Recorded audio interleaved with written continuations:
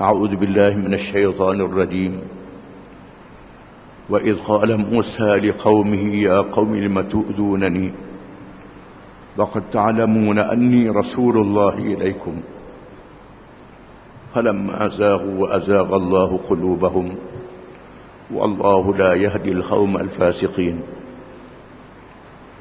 وإذ قال عيسى ابن مريم يا بني إسرائيل إني رسول الله إليكم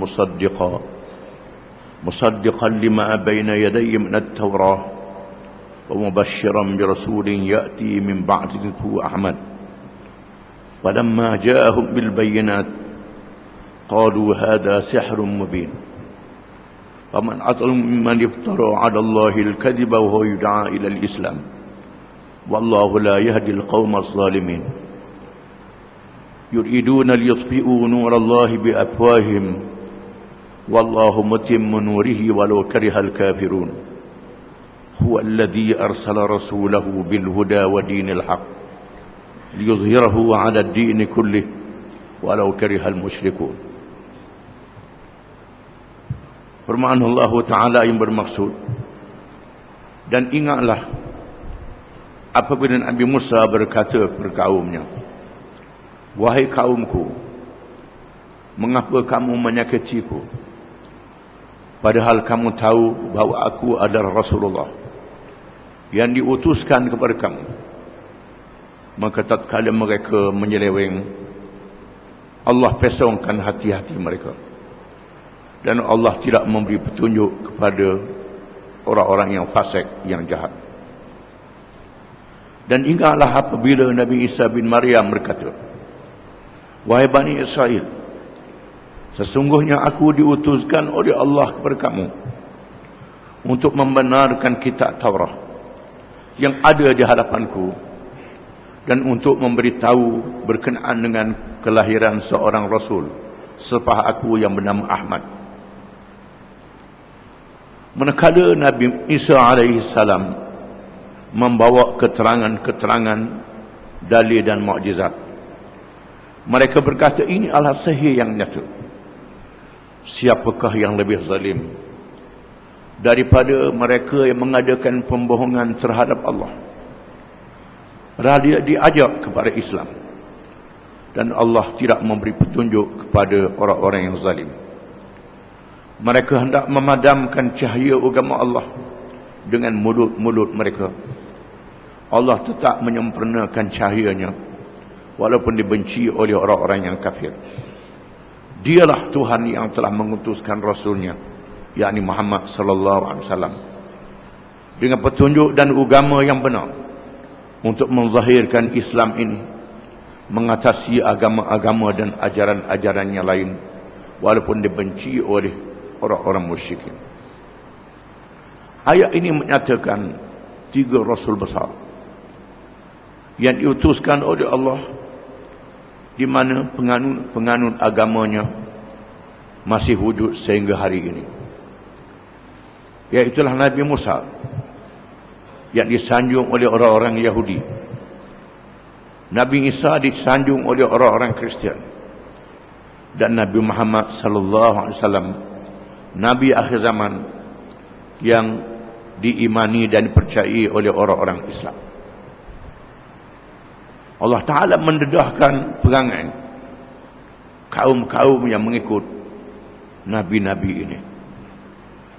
Bermula dengan Nabi Musa alaihissalam, yang diakui oleh orang-orang Yahudi adalah Rasul mereka, yang telah berjaya menyelamatkan mereka daripada kezaliman Fir'aun dengan mukjizat. Mereka melihat dengan mata mereka sendiri bagaimana Allah memberi pertolongan kepada mereka apabila Fir'aun dan bala tenteranya ditenggelamkan oleh Allah. Dengan mukjizat tongkat Nabi Musa alaihissalam yang memukul laut dijadikan lorong-lorong yang dilalui oleh Bani Israel, kemudian dikejar oleh Fir'aun dan bala tenteranya. Allah Ta'ala menyantumkan laut, membinasakan Fir'aun dan bala tenteranya. Perkara ini diketahui oleh orang-orang Yahudi. Datuk nenek mereka melihat dengan mata sendiri. Tetapi mereka menyakiti Nabi Musa alaihissalam. Bila mereka melihat orang-orang menyembah berhala, mereka minta izin Nabi Musa nak sembah berhala. Kerana sembahyang tak nampak Tuhan, tak sedap. Biar Tuhan nampak cokoh di hadapan. Mereka minta nak tengok Allah Ta'ala. Allah Ta'ala bencanakan mereka dengan petir yang mematikan mereka. Kemudian mereka dihidupkan. Allah Ta'ala kurniakan kepada mereka kitab Taurah, supaya mereka beramal dengan kitab Taurah itu. Mereka mempermain-mainkan kitab Taurah. Sebahagiannya mereka beriman, sebahagian lagi mereka kufur. Nabi Musa mengajak mereka berjihad untuk masuk ke Palestin. Mereka tidak bersedia. Setelah Allah Ta'ala menunjukkan kelebihan Fir'aun dibinasakan dengan bala tenteranya, Allah Ta'ala menguji mereka supaya mereka berjihad, berperang sendiri untuk menentang orang-orang yang zalim dan jahat menguasai Palestin. Apabila Nabi Musa dan Nabi Harun mengajak mereka berjihad, mereka menjawab, idhab anta wa rabbuka faqatila inna hahuna qa'idun. Pergilah Musa dengan Tuhanmu. Pergi dengan Tuhanmu, kami nak duduk di sini. Kami tak bersedia untuk pergi berperang. Allah Ta'ala telah menyesatkan mereka di padang pasir Sina selama 40 tahun.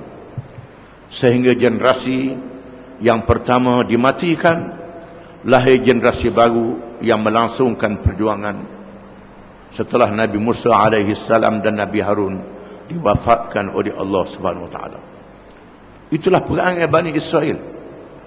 Kemudian Nabi Isa alaihissalam diutuskan oleh Allah untuk menjadi rasul kepada Bani Israel, untuk beramal dengan kitab Taurat dan beramal dengan kitab Injil yang diwahyukan kepada Nabi Isa alaihissalam, untuk menasahkan beberapa hukum yang ada di dalam Taurat yang tak sesuai diamalkan lagi di masa Nabi Isa alaihissalam. Dan Allah Ta'ala menunjukkan kelahiran Nabi Isa secara mukjizat. Kalau Allah menjadikan Adam dengan tidak ada ayah dan ibu, Allah menjadikan Hawa daripada tulang rusuk Nabi Adam dengan lelaki dengan tidak ada ibunya, Allah menjadikan Isa dengan ibunya dengan tidak ada ayahnya.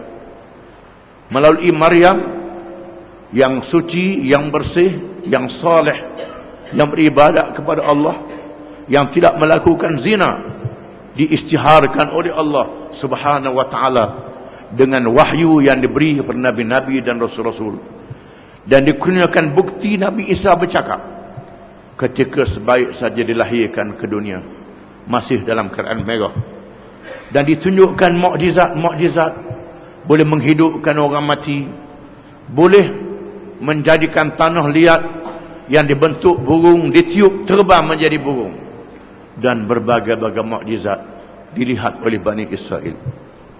Tiba-tiba sebahagian yang menentang Nabi Isa, menganggap Nabi Isa adalah anak zina. Sebahagian lagi menganggap Nabi Isa adalah anak Tuhan, menjadi sesat, menyeleweng dan tidak beramal dengan kitab Taurat, menjadikan agama suku, politik suku, sesat daripada ajaran yang dibawa oleh nabi-nabi dan rasul-rasul alaihimussalatu wassalam. Dan mereka degil tidak menerima kedatangan Nabi Muhammad sallallahu alaihi wasallam. Mereka mahu memadamkan cahaya agama Allah dengan mulut-mulut mereka, dengan da'ayah mereka. Allah bandingkan usaha orang-orang Yahudi dan orang-orang Kristian untuk menghapuskan cahaya agama Islam seperti orang yang nak memadam pelita dengan hembus dengan mulut dia. Nak padam pelita hembus dengan mulut, dia boleh padamkan pelita. Tetapi cahaya Islam tak boleh dipadamkan dengan hembuh mulut. Kerana cahaya Islam adalah cahaya agama Allah Subhanahu wa taala yang dibawa oleh Nabi Muhammad sallallahu alaihi wasallam untuk menzahirkan agama ini mengatasi segala agama-agama dan ajaran-ajaran yang lain.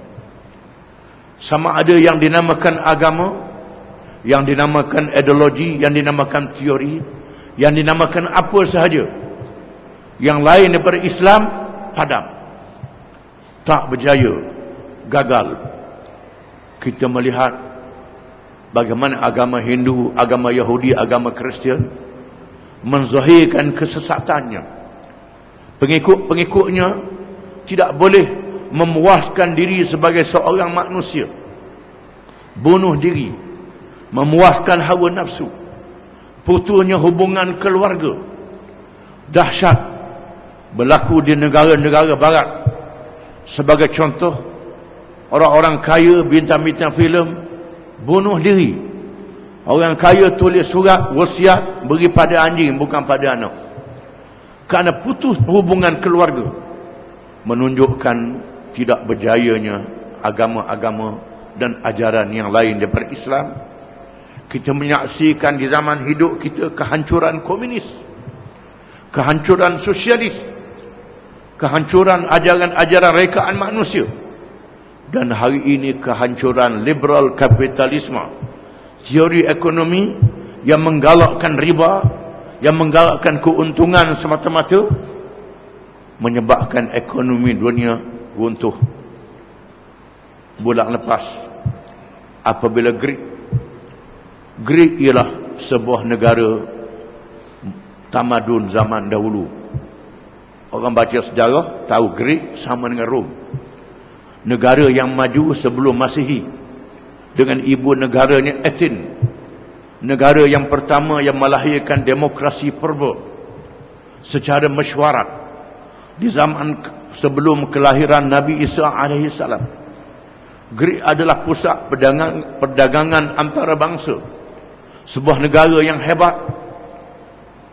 Dalam masa beberapa bulan yang lalu, Greek menjadi sebuah negara yang bankrupt, diikuti oleh Spanyol, Portugal, diikuti oleh negara-negara Eropah yang lain, termasuk Amerika sendiri.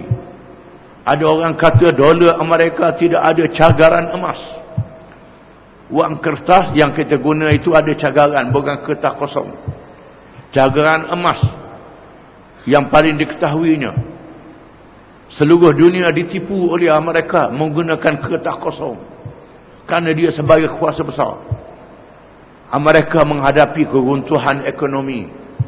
Pernah beberapa tahun yang lalu, kerajaan Amerika yang dianggap kuasa besar tak boleh bayar gaji pegawai-pegawai kerajaan, terpaksa berhutang, runtuh dengan sebab sistem ataupun cara ekonomi yang menjadi Tuhan kepada orang barat tidak berjaya. Bulan lepas, satu surat khabar di Jerman, ketua pengarangnya menulis rencana pengarang, mengatakan bahawa sudah tiba masanya Pope Benedict, iaitulah ketua agama Kristian, tidak boleh baca kitab Injil sahaja, mesti kena baca Quran terjemahan. Kitab Injil, kitab Taurat, kitab-kitab yang ditulis oleh manusia sudah gagal menyelesaikan masalah. Sudah tiba masanya ketua agama Kristian kena baca terjemahan Quran, supaya dia tahu di sana ada satu cara yang tidak padam, iaitulah cara yang dibawa oleh Islam. Itu pandangan orang bukan Islam. Tetapi kita orang Islam sendiri masih mengarut. Orang Islam sendiri masih tak tahu hal agama dia, tak tahu bagaimana kedudukan agama dia adalah petunjuk Allah yang menyelamatkan di dunia dan menyelamatkan di hari akhirat. Kerana kebanyakan orang Islam tak tahu berkenaan dengan agama dia sendiri, dan dia takut-takut nak menegakkan pemerintahan Islam, nak menegakkan hukum Islam. Apabila berlakunya kemenangan parti Islam di Mesir, di Tunis, di Morocco, suatu khabar Arab bukan sahabat Melayu, sahabat Arab, menulis mengatakan bahawa ini adalah bahaya. Naiknya Islam ni bahaya. Orang Islam sendiri kata Islam ni bahaya. Orang kafir sudah tenggelam dengan sesak agama mereka. Tiba-tiba kita orang Islam, orang Arab pula tu kata Islam ni bahaya. Menunjukkan bagaimana orang Islam sudah diselaputi oleh karak-karak kejahilan. Adalah menjadi tanggungjawab kepada kita mengaji agama kita sendiri, faham agama kita sendiri, supaya kita percaya dengan benar, dengan yakin bahawa inilah agama yang sebenar, agama yang telah diisytiharkan oleh Allah. Wa man yabtaghi ghairal islami dinan falan yuqbala min wa huwa fil akhirati minal khasirin.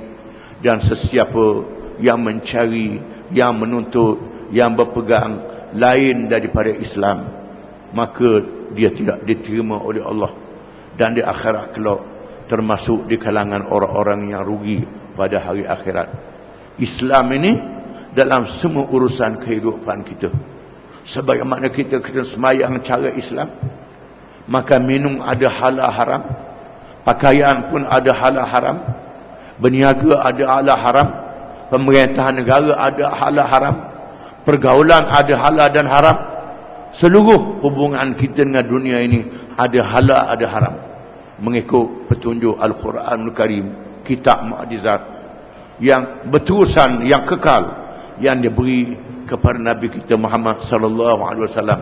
Walaupun Nabi kita sudah wafat, sudah mati, tak ada lagi di alam dunia, tapi Quran adalah ilmu yang hidup, yang cahayanya kuat menerangi seluruh alam, sehingga hari ini comanya orang Islam mengatur tidur dalam cahaya yang terang. Ini menjadi masalah, kerana orang Islam tidur dalam cahaya yang terang. Dia baca Quran pun dia tak sedar apa yang ada dalam Quran, kerana tak faham, kerana tak erti. Mudah-mudahan Allah Ta'ala memberi kekuatan kepada kita di kala dunia menghadapi fitnah dan bencana, kita terus berperang dengan agama Islam ini. Wallahu a'lam.